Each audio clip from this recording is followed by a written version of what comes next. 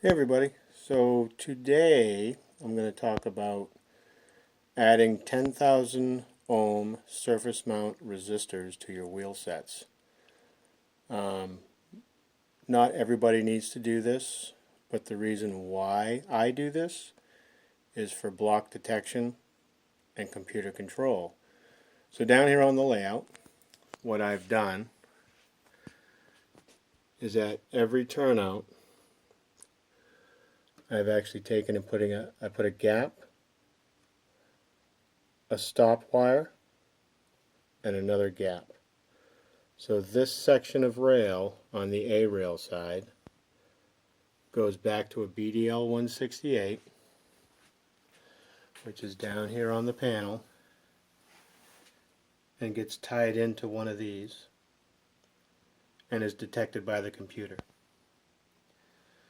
Now the reason I say not everybody has to do that, if you're doing a simple wiring system, you don't really need to do this. But for a complicated system and using computer control, the computer needs some way to know where the rail car back of the train is.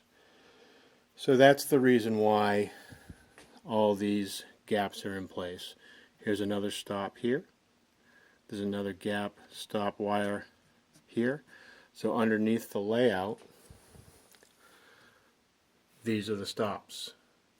It's just one wire, and this gets routed back to the BDL 168 through the bundle. It goes down around the back and gets tied in here. So the 10,000 ohm resistors for me are required. And I put them on every rail car furthest wheel to the outside or the end of the car. So each end gets a resistor because you never know which way the car will be and so forth. So I'm going to take you up to the bench. I'm going to show you how I do this. It's not very hard, only requires a couple of tools, and I'll be up there and I'll show you how I do it. Okay, so here's a Guilford boxcar that I've already done the wheel sets on. So on the outermost wheels at both ends of the car, I've added a resistor, which you can see right in there. There's two different kinds of wheels. You have the metal axle wheels, like these here, and then you also have plastic. So the way you do the resistor on the plastic versus the metal is a little different. I'll explain both ways. But you have plastic and then you have metal wheel sets for the axles. So the way you do the resistor on the plastic wheel set is a little bit different than the way you do it on a metal wheel set, but I'll explain that in just a minute. So the tools that you're going to need for this, pretty simple. You're going to need a nice, not necessarily brand new, but an X-Acto blade, favorite pair of tweezers, some CA gel, not the liquid. You want to make sure you use the gel so that way it stays put and stays where you put it. A brush, some clear nail polish, and what makes this happen is called wire glue. You can find this online. It's pretty cheap. So the wire glue, wheels, and of course the 10,000 ohm resistors. Now I buy these online. You can buy them in these ribbons. I cut them up. They come in one long ribbon, but I cut them up so that they're easier to work with. But you buy these, they're just surface mount resistors, and they are 10,000 ohms. So that creates enough of a current, but not enough to short the layout or cause a short, but it actually is enough for the computer to detect where the car is on the railroad and the end of your train.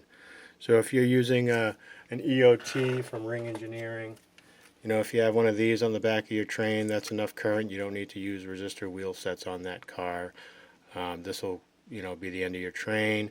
If you're using lighted cabooses or a distributed power unit, or like another locomotive on the end of your train, you don't need to use resistor wheel sets because that's enough current. If you're using computer control, that will detect your train.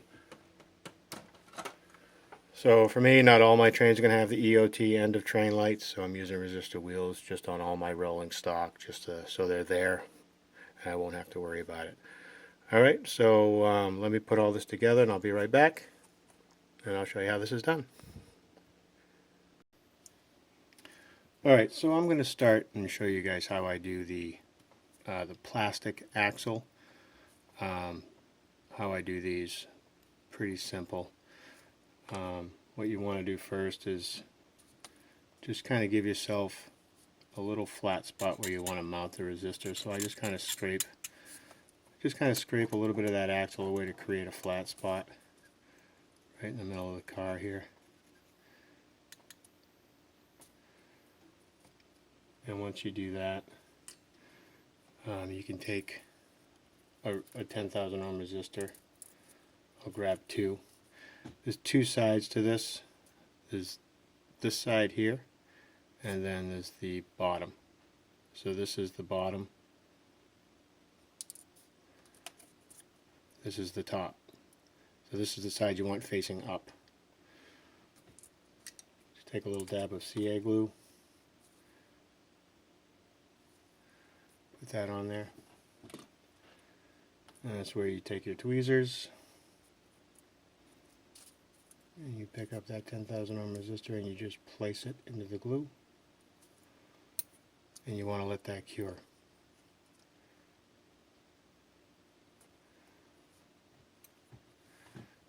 So we're going to go ahead and let that dry. It doesn't take very long to dry. So that's how you would place the resistor on a plastic axle. If you're doing a metal axle, you want to figure out which side is the isolated side. So it's pretty simple to figure out. One side is metal to metal. The other side has a plastic insert, which is your isolated side. That's what stops you from creating a short from wheel to wheel. So this is the side that you need to bridge with a resistor, and that will create your contact with a 10,000 ohm resistor. Those are a little trickier to do because you got to get the resistor at an angle. But it's not too bad once you do a couple of them. So what you want to do, be a little more, you just put a little bit of glue down. So I'll use a toothpick. So what we're going to do is we're going to get some glue on both sides of this gap. I'm trying to do it so you can see. So we'll put a little bit of glue up here and some down here. And then what we're going to do is take the tweezers and place that resistor at an angle.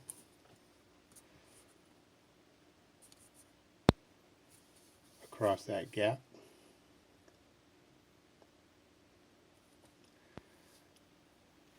Just like that. And we're going to go ahead and let that dry. Just like so. So metal axle, you need to figure out which side is isolated. If you're not sure, just use an ohm meter and just check, touch your ohm meter on the axle in one wheel. If you get a contact, and the other wheel to the axle, and you shouldn't get a contact. And that's the side you want to put the resistor on. And on the plastic wheel set, like I said, you can put it right down the middle because both wheels are isolated with a plastic axle. So once those are done, and to rush things along here, you'd want to let these dry nice and solid. But for YouTube's sake and to move things along, I'll go ahead and do the rest of this real quick so you can see it. So I'm going to use one of these so my wheels stop rolling around. These are just inserts you get with locomotives. I got these out of an Afton locomotive box. They work really well to keep things where I put them and they don't keep rolling away. So the next step is the wire glue. This stuff, you want to make sure it mixes up really well. Sometimes if it sits for a while, it gets a little clumpy, but that doesn't mean it's ruined. You just need to mix it up a little bit.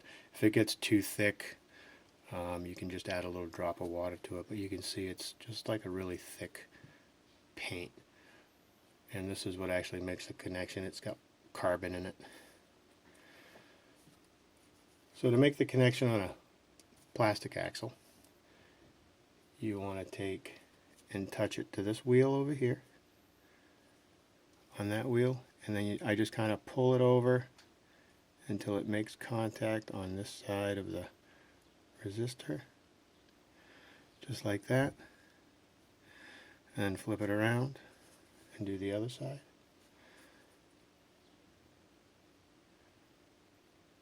And I drag it, I just kind of drag it over, and don't bridge the resistor in the middle. You want to be real careful. That's why I use these toothpicks. It seems to really help.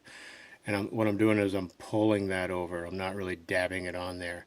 So I just kind of pull it from the wheel to the resistor, and it makes contact on both sides and both wheels. And you set that aside and let it dry. It usually dries, I'd give it a good 20 minutes to a half hour. I let mine dry overnight just to be on the safe side. Now with the solid metal axle, what you want to do is I just kind of touch the top of the wheel, get a good bunch of it on there, and then touch the top of the resistor, just drag it in, kind of like that. And then same for the other side. I start in the middle of the axle so I get a good connection. I just drag it over and make contact on the other side, just like that. And like I said, just don't bridge the resistor. And that's how you do those. Now once these are dry, like I said, 20 minutes, half hour. I usually let mine set up overnight if I'm doing quite a few rail cars. Once they're dry, they get kind of brittle. But you want to ohms check these before you do the final step to make sure they're actually working. So what you want to do is have an ohms meter, and you want to set the ohms meter to the 20K, the 20K, and then when you touch your wheel sets together, when they're dry, you should have a reading between 10, 10.5.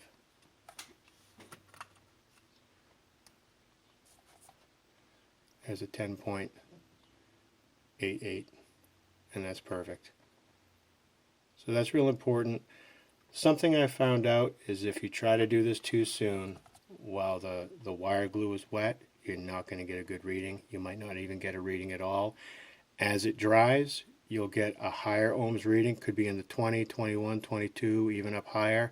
As it dries, that ohms go down and it gets to right around 10, 10.5, 11 ohms, 11,000 ohms.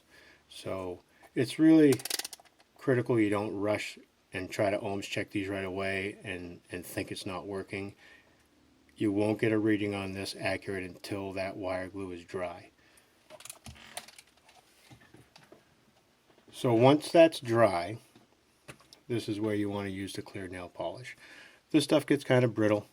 Once it's on there, it wants to pull away. Over time, it starts to crack, and you could lose your resistance. So just take some clear nail polish and a small brush, dip it in there, and you want to coat.